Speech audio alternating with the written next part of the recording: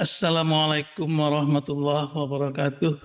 Waalaikumsalam. Alhamdulillahirabbil alamin. Wassalatu wassalamu ala asrofil anbiya'i wal mursalin wa ala alihi wa sahbihi ajmain. Asyhadu an la ilaha illallah wahdahu la syarikalah wa asyhadu anna Muhammadan abduhu wa rasuluh. Yang saya hormati tentu adalah Bapak pembimbing pembina kita, Bapak Kiai Haji Dr. Andes Lukman Hakim, kemudian Bapak Insinyur Gatot, Bapak Insinyur Didi, serta host dan co-host, kemudian para admin, dan para donatur, para penceramah, para relawan, serta seluruh jamaah virtual KPM yang berhadir pada malam hari ini. Alhamdulillah saya diberi kesempatan untuk memberikan materi sesuai dengan permintaan Pak Kiai bahwa saya sedang diuji sekarang oleh Pak Kiai untuk mencoba memaparkan dan menguraikan satu persatu dari komponen-komponen berkaca diri. Semoga amanah yang diberikan oleh Pak Kiai itu bisa saya emban hendaknya. Jadi dalam poster berkaca diri itu banyak sekali. Ada akhlak yang hina, ada akhlak yang mulia. Maka saya coba untuk membahasnya satu persatu dalam bentuk yang bergandengan antara yang hina dengan yang mulia. Semoga ini nanti bisa lebih mendalam kita pahami. Jadi untuk yang kesempatan pertama ini saya sengaja mengambil satu sifat atau satu tabiat dari berkaca diri itu, yaitu ikhlas. Dan saya beri judul ikhlas, sebuah kekuatan yang sangat-sangat dahsyat sekali. Mari kita coba lihat satu persatu, semoga dalam setengah jam bisa terlaksana.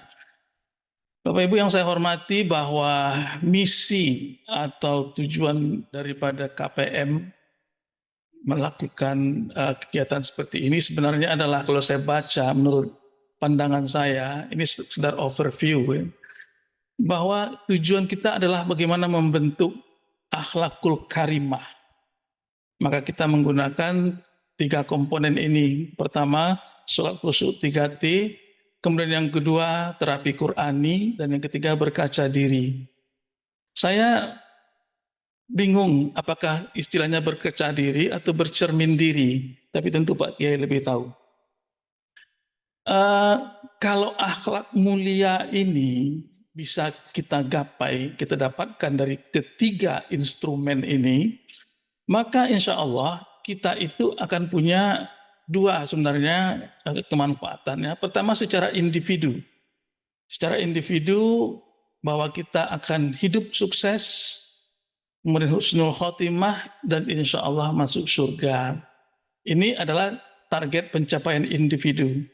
Ada target pencapaian komunal. Komunal artinya masyarakat luas, ya, dunia luar. Bahwa kita berkeinginan yaitu terjadinya sebuah revolusi akhlak. Nah ini tujuan yang sangat besar dari Pak Kiai, dan ini kita harus benar-benar emban ini. Ada revolusi akhlak, pergerakan besar pada umat manusia, mungkin kalau lingkup kita di Indonesia, sehingga menjadi sebuah masyarakat yang makmur, kemudian indah dan islami. Nah, bukankah kalau ini secara komunal ini akan melahirkan nanti sebuah negara yang baldatun thayyibatun wa rabbun ghafur. Negara yang makmur, bermartabat, kemudian mendapatkan ampunan dari Allah Subhanahu wa taala. Nah, kalau ini sudah tercapai, bukankah ini sudah hampir kita sampai kepada rahmatan lil alamin? Dan itulah sebenarnya misi kenabian. Misi manusia pada umumnya, yaitu untuk menjadikan Islam itu sebagai rahmatan lil alamin. Ini sebuah overview akhlak mulia yang saya pahami dari apa yang disampaikan selama ini. Kemudian mari kita lihat dalam bercermin diri ini ada orang yang tidak jujur, tidak jujur. Nah, kalau ini nggak berhasil, pasti nggak berhasil, gagal. Dia pemabuk, dia preman, dia segala macam, tapi seakan-akan dia menganggap dirinya itu adalah seorang yang mulia, yang baik. Nah, ini terjadi perbedaan antara apa yang ada dengan apa yang dicermin. Atau sebaliknya, barangkali ini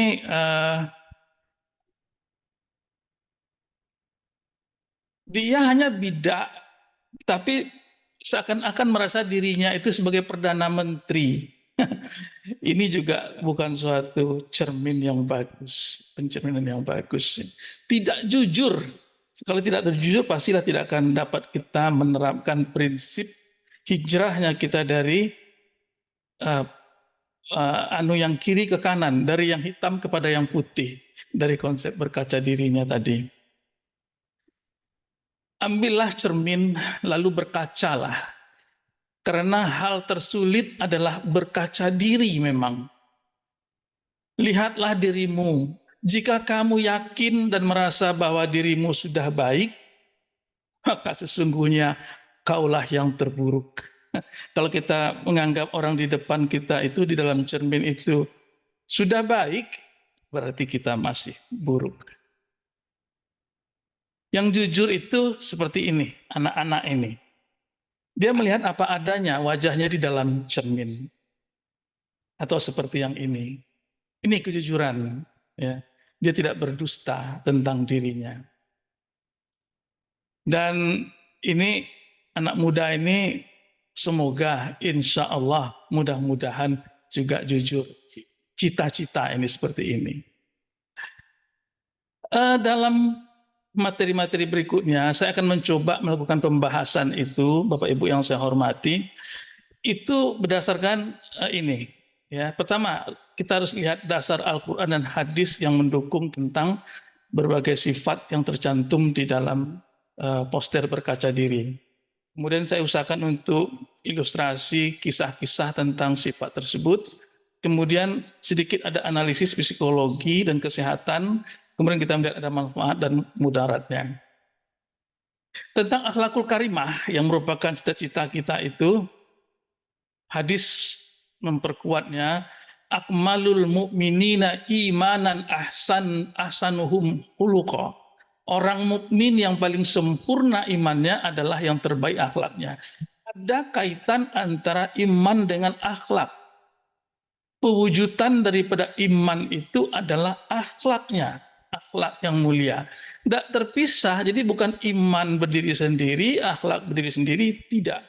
Dia berkaitan. Manifestasinya ada pada akhlak. Hadis lain dari Tirmizi adalah, sesungguhnya yang paling aku cintai di antara kalian dan yang paling dekat tempat tinggalnya denganku pada hari kiamat adalah yang paling mulia akhlaknya. Jadi lagi-lagi akhlak itu menempati posisi yang sangat tinggi dalam khasanah Islam. Jangan kita main-main dengan akhlak. Ini seakan-akan pelajaran akhlak itu akhlak itu kan dari SD SMP kita udah belajar. Pokoknya berlaku baik-baik aja lah, nggak nyusahin orang lain, itu berarti akhlaknya udah baik. Enggak gitu-gitu kali. Nggak segampang itu. Ya kan? Nah ini. Ma min syai'in athqalu fi mizanil mu'mini yaumal qiyamati min khuluqi hasan. Tidak ada satu yang lebih berat pada timbangan kebajikan seorang mukmin pada hari kiamat daripada akhlak yang mulia. Jadi ini hadis-hadis ini memperlihatkan kepada kita bahwa akhlak itu punya peran yang sangat penting. Dan Pak Kiai sudah menyusunnya itu di dalam berkaca diri itu. Mana akhlak yang hina, mana akhlak yang mulia. Tinggal kita mencoba untuk hijrahnya saja. Di surat Al-Ahzab ayat 21 Allah katakan laqad kana lakum fi Rasulillahi uswatun hasanah liman kana yarjullaha wal yaumil akhir wa dzakarallahu katsira. Ini sudah hafal kita ya. Sungguh pada diri Rasulullah itu benar-benar ada suri teladan yang baik bagimu. yaitu bagi orang yang mengharap rahmat Allah dan kedatangan hari kiamat, serta yang banyak mengingat Allah. Jadi apa referensi kita? Referensi kita adalah akhlaknya Rasulullah. Karena itu suri tauladan, tempat kita mencontoh. Nah, ini yang nanti insya Allah akan saya bahas satu persatu, yaitu tentang akhlak hina ini yang kemudian padanannya, lawannya adalah akhlak mulia. Kita coba nanti bahas satu persatu. Memang sangat banyak. Dan saya takut ketika saya membahas ini, yang paling saya takuti adalah berlakunya ayat Allah Subhanahu wa taala. Kabura maqtan indallahi an taqulu ma la taf'alun, kata Allah.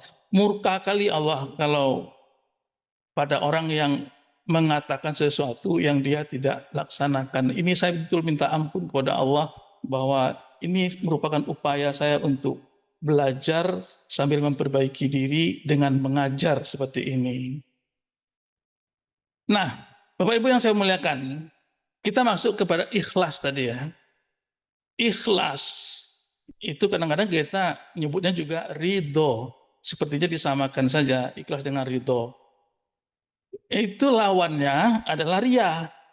Ria, udah tahu kita semua ya, sifat ria. Tapi bedanya apa sih ikhlas dengan ridho? Nah, ridho ini sebenarnya adalah sebuah tujuan. Tujuan yang akan kita gapai. Ya ayyuhan nafsul mutmainnah, ya ayyatuhan nafsul mutmainnah, irji'i ila rabbika radiyatan mardiyah. Kata Allah. Kita ridho, Allah ridho. Dengan ridhonya kita, maka Allah ridho. Ini tujuan kita. Nah, ikhlas, si ikhlas ini adalah kendaraan kita untuk bisa sampai kepada menggapai ridho. Nah, itu kalau para ulama mengatakan ikhlas ini adalah kendaraan untuk sampai kepada ridho. Al-Ghazali sendiri mengatakan bahwa ada beberapa tingkatan keikhlasan pada manusia. Ya, orang itu kan nggak sama, kita kan beda-beda. Ada ikhlasnya seorang hamba sahaya, nah ya, yaitu dia berbuat itu karena takut dimurkai oleh majikannya, oleh Allah. Takut dimurkai oleh Allah itu juga sebuah keikhlasan, tapi tingkatnya tentu rendah. Keikhlasannya seorang pedagang itu adalah dia berbuat karena mengharapkan pahala, hitung-hitungan pahala. Ini 10 kali, ini 100 kali, ini 1000 kali lipat gandanya. Maka dia hitung-hitung itu. Itu ikhlasnya seorang pedagang. Tapi ikhlas seorang kekasih lain lagi. Keikhlasan seorang kekasih itu dia berbuat karena memang dia cinta. Mau dikasih hadiah, mau tidak, mau dimurkai itu tidak, karena cintanya. Maka inilah kekasih Allah. Orang yang ikhlas dengan kategori yang ketiga ini. Ya mungkin dia tidak hitung-hitungan kali lah, pokoknya mau puasa dalam keadaan begini, begitu, itu, ini 10 kali lipat, itu 20 kali lipat, 30 kali lipat, tidak. Dia ikhlas untuk apa? Kena cinta kepada kekasihnya itu. Nah, kita selalu membaca ayat ini, Qul inna sholati wa nusuki wa mahyaya wa mamati lillahi rabbil alamin. Ini bentuk ikhlas yang totalitas. Tidak ada lagi, ini betul-betul total ini ikhlas. Katakanlah Nabi Muhammad, sungguhnya sholatku, ibadahku, hidupku, dan matiku hanyalah untuk Allah, Tuhan semesta alam. Bayangkan, ini totalitas keikhlasan kita. Hanya untuk Allah, bukan untuk yang lain. Itu yang keikhlasan. Jadi kalau kita setiap sholat membaca ini, ya harus kita tadaburi ini. Kita resapkan dalam-dalam ke jantung hati kita. Bahwa apa yang kita lakukan itu hanya untuk Allah semata. Allah. Ini juga ikhlas totalitas. Wa ma umiru illa liya'budullaha mukhlishina lahuddin hunafa wa yuqimus sholata wa yu'tuz zakata wa dzalika dinul qayyimah di dalam surat Al-Bayyinah. Mereka tidak diperintah kecuali untuk menyembah Allah dengan mengikhlaskan ketaatan kepadanya. Lagi hanif, istiqomah dia di situ. Melaksanakan sholat dan menunaikan zakat. Itulah agama yang lurus, agama yang benar. Bapak Ibu yang dimuliakan Allah, tentu ikhlas itu yang kita amalkan tentu ada buahnya, pasti ada buahnya. Dan dikatakan bahwa buah dari keikhlasan itu adalah sifat sabar. Orang itu akan teguh, ulet, istiqomah, bisa bertahan terhadap apapun cobaan, terpaan, manakala dia ikhlas. Dan disinilah letak daripada kekuatannya ikhlas itu. Di dalam salah satu ayat Al-Quran kan dikatakan bahwa setan itu akan merayu kita, menggoda kita, menyesatkan kita. Kecuali siapa? Yang tidak bisa dia lakukan adalah orang yang ikhlas. Ada dalam Al-Quran itu dikatakan. Kau boleh, kata Allah, kamu boleh menyesatkan hamba-hambaku kecuali orang yang khalis, yang ikhlas. Ini kekuatan yang sangat besar dari ikhlas. Di dalam ayat Al-Quran dikatakan, surah Al-Baqarah, وَلَنَبْلُوَنَّكُمْ بِشَيْءٍ مِنَ الْخَوْفِ وَالْجُوعِ وَنَقْصٍ مِنَ الْأَمْوَالِ وَالْأَنْفُسِ وَالثَّمَرَاتِ وَبَشِّرِ الصَّابِرِينَ. Kita pasti akan diuji Allah dengan ketakutan, kelaparan, kekurangan harta, jiwa, buah-buahan, makanan, masalah-masalah yang besar, konflik dan segala macam. Apa kata Allah? Berilah kabar gembira kepada orang-orang yang sabar. Nah, sabar ini tadi kan buah daripada keikhlasan tadi. Nah, ini juga tentang rezeki. Kadang-kadang kita selalu ngomel, aduh kok dapatnya cuma segini. Mau bisa pakai apa yang segini? Orang lain berdapatnya banyak, kita dapatnya cuma segini. Kata Allah, Allahu yabsutur rizqa liman yasha min ibadihi wa yaqdir lah. Innallaha bikulli syai'in alim, kata Allah. Allah melapangkan rezeki bagi orang yang dia kehendaki di antara hambanya. Dan dia pula yang menyempitkan rezeki baginya. Betapa jelas ini kata-kata Allah. Allah yang melapangkan rezeki dan Allah juga yang menyempitkan rezeki bagi kita. Tidak usah berkecil hati, nggak usah kita ngomel, nggak usah kita segala macam. Kenapa? Sesungguhnya Allah Maha mengetahui segala sesuatu. Ia tahu mana yang terbaik buat kita. Bisa jadi kesempitan rezeki itu yang terbaik untuk kita pada saat ini. Di lain waktu mungkin tidak. Maka kita memohon kepada Allah, ya Allah lapangkanlah rezekiku. Maka Allah siapkan kita untuk menerima rezeki yang banyak. Setelah kita siap, setelah kita ready, maka Allah berikan rezeki itu. Itulah saat yang paling tepat. Karena sesungguhnya Allah Maha mengetahui segala sesuatu, apa yang terbaik buat kita. Bapak Ibu yang saya hormati, kalau kita bicara tentang riya, ya, ini kebalikan daripada ikhlas tadi. Hati-hati sekali. Kenapa? Riya itu dengan syirik itu seperti dua dunia yang hanya dibatasi oleh selaput tipis, setipis kulit bawang. Setipis kulit bawang. Ini Rasulullah SAW bersabda, hal yang paling aku takuti di antara hal-hal yang aku khawatirkan terjadi pada kalian adalah syirik kecil, yaitu riya. Nah, riya bisa menyeberang menjadi syirik. Kalau sudah syirik, na'udzubillahi min zalik, itu sebuah dosa yang sangat besar. Ini untunglah dikatakan syirik kecil. Nah, saat Allah membalas amal manusia pada hari kiamat, dia berkata kepada orang yang riya, pergilah kalian kepada orang-orang yang dulu kalian berbuat riya demi mereka. Lihatlah apakah kalian menemukan balasan dari mereka. Diusir kita oleh Allah, karena kita sifat riya tadi. Mintalah balasan, imbalan kepada orang yang kamu riya, yang karenanya kamu berbuat tadi di dunia itu. Begitu kata Allah. Maka hati-hati dengan riya. Rasulullah SAW juga bersabda, syirik atau riya yang tadi itu, pada umatku lebih samar daripada seekor semut kecil di atas batu hitam pada tengah malam gulita. Bayangkan ini, ada semut kecil, warnanya hitam, berada di atas batu yang hitam pada malam yang kelam. Nampak enggak tuh? Enggak nampak. Begitulah kecilnya riya itu. Kadang-kadang tidak kelihatan, tapi dia maknanya besar, bisa menjadi syirik. Syirik yang paling rendah adalah menyukai keburukan meskipun rasa suka itu hanya sedikit, atau membenci keadilan meskipun kebencian itu hanya sedikit. Nah, ini hadis Rasulullah SAW. Nah sekarang itu tadi bahayanya syirik, bahayanya ria. Sekarang nikmatnya lagi yang kita lihat. Nikmatnya ikhlas itu apa? Ini nikmatnya ikhlas.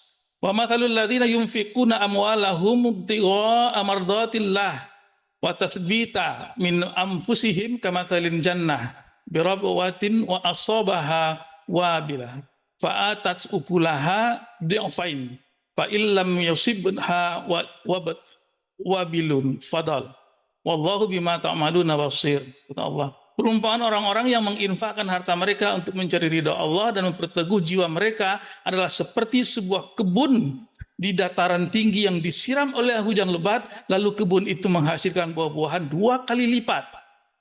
Jika hujan lebat tidak menyiraminya, hujan gerimis pun jadilah. Begitu. Tidak ada pun hujan yang lebat. Hujan gerimis saja sudah bisa membuat tumbuhnya pohon itu, tumbuhan itu. Tidak bisa berbuah dia. Itu pada orang yang ikhlas. Demikian, mudah sekali ikhlas itu tumbuh, menghasilkan buah. Keikhlasan. Demikian hebatnya keikhlasan itu. Tapi malangnya bagi orang yang tidak ikhlas apa? Nah ini, lihat ayat hadis ini. Famathaluhu kamathalin safwanin alaihi turab fasobahu wabilum fatarakahu soldan. Ini ayat Quran. Perumpamaannya orang itu seperti batu licin yang di atasnya ada debu. Lalu batu itu diguyur hujan lebat, sehingga tinggallah batu itu licin kembali. Yang debunya itu sudah hilang. Tidak ada manfaatnya. Kebaikan-kebaikan yang dibuat secara ria, secara tidak ikhlas. Dia akan hilang begitu aja nanti. Tidak permanen, ya, tidak menetap. Nah, kita masuk ke sini nih. Nah, ini baru bidang saya nih. Yang tadi itu bidangnya Pak Yasrial itu. Kapan pula saya ikut campur di situ? Ini bidang saya. Kalau kita tidak ikhlas, pasti di dalam tubuh kita itu ada konflik internal.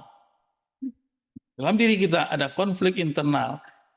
Kalau konflik internal itu tidak bisa kita kendalikan, maka dia bisa menjadi konflik interpersonal antar orang. Nah, kalau sudah begini, marah-marahan kayak begini, saling meluapkan emosinya, bagaimana tidak akan terjadi penyakit seperti ini? Tensinya tinggi, jantungnya berdebar, gulanya naik, kolesterolnya tinggi. Ini akibat daripada tidak bisa bersifat ikhlas. Emosinya tidak terkendali. Dan ujungnya apa? Dia bisa stroke. Nah, apa lagi? Serangan jantung. Ujungnya apa? Ya mati. Udah, mati dia gara-gara tidak ikhlas ini. Begitu kaitannya dengan masalah kesehatan. Jadi ketegangan yang dikarenakan oleh ketidakikhlasan tadi menimbulkan konflik menimbulkan stres menimbulkan penyakit jiwa akhirnya menimbulkan penyakit jasmani. Ini kaitannya ke sana. Maka Bapak Ibu yang saya hormati, sedikit saya akan menggambarkan seperti ini kira-kira. Kalau di otak kita itu, ini otak ya. Kalau di otak kita itu sudah tidak ada lagi keikhlasan, ya. Yang ada itu kecemasan saja, sedih saja, marah saja, depresi, kemudian ansietas segala macam, itu akhirnya akan membuat terpicunya kelenjar pituitari atau hipofise. Hipofise ini adalah induk daripada kelenjar, kemudian dia akan salah satu yang dipengaruhinya adalah kelenjar anak ginjal. Ini kelenjar anak ginjal. Kelenjar anak ginjal ini kalau dia terpicu maka dia akan mengeluarkan hormon kortisol dan adrenalin.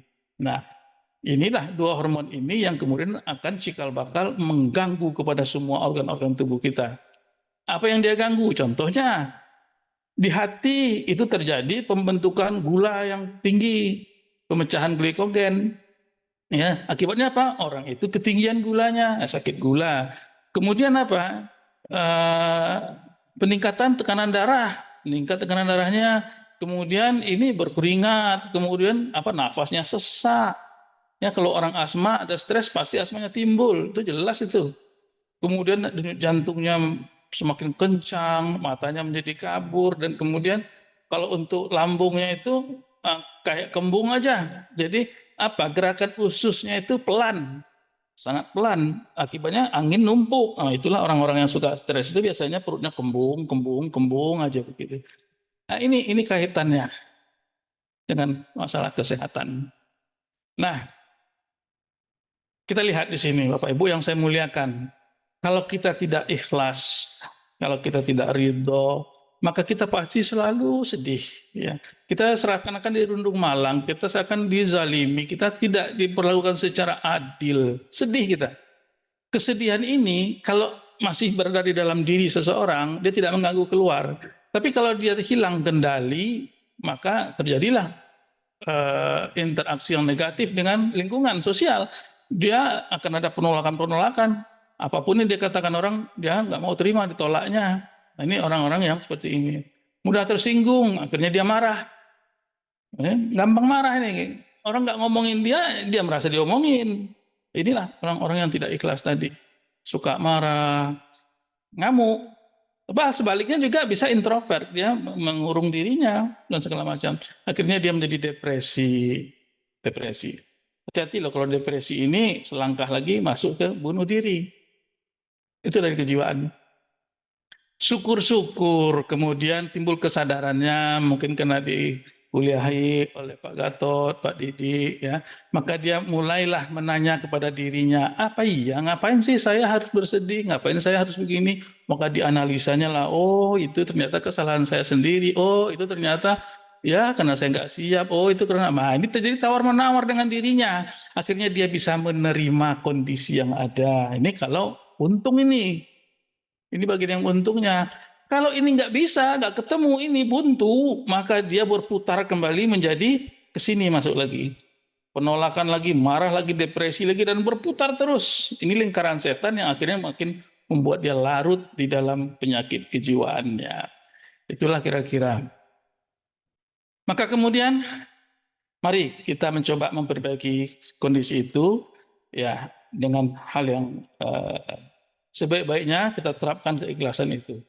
Apa kata Jokowi? Jokowi mengatakan, ayo kerja, kerja, kerja, kerja keras. Ini kata Pak Jokowi. Kalau kata Pak Habibie, iya kerja yang cerdas, gunakan otak. Mari kita kerja yang cerdas, gunakan otak. Kata Pak Habibie. Nah, kalau kata Pak Kiai ini, kerjalah yang ikhlas.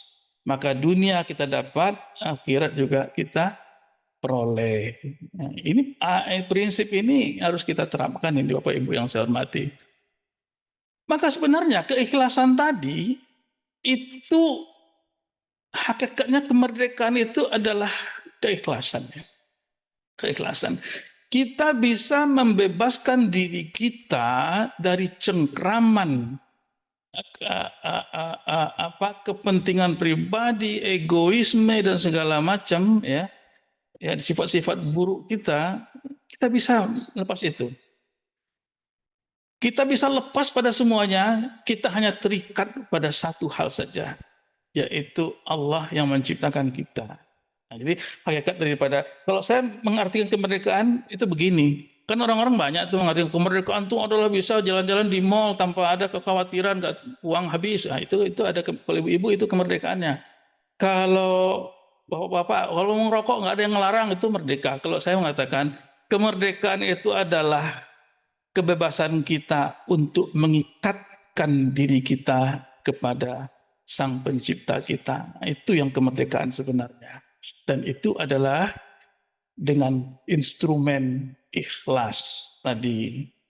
Itu tentang kemerdekaan. Ini ada hadis tapi cukup panjang, saya nggak usah bacakan. Karena jatah saya oleh Mbak Yani 30 menit. Maka inilah slide yang terakhir, sebuah renungan. Ya, merenunglah. Mungkin kau temukan jawabannya. Berceritalah agar orang menikmati buah renunganmu itu. Bila kau diam, maka berarti kau mati. Ini kata orang jelek ini. Nah, pas Mbak Yani 30 menit saya berbicara, semoga ada manfaatnya bagi kita. Wabillahi taufiq wal hidayah. Kalau ada yang wassalamualaikum warahmatullahi wabarakatuh. Kalau ada yang salah berarti dari saya. Apa yang tidak tepat, merujuklah kepada yang jauh lebih ilmu dari saya. Terima kasih.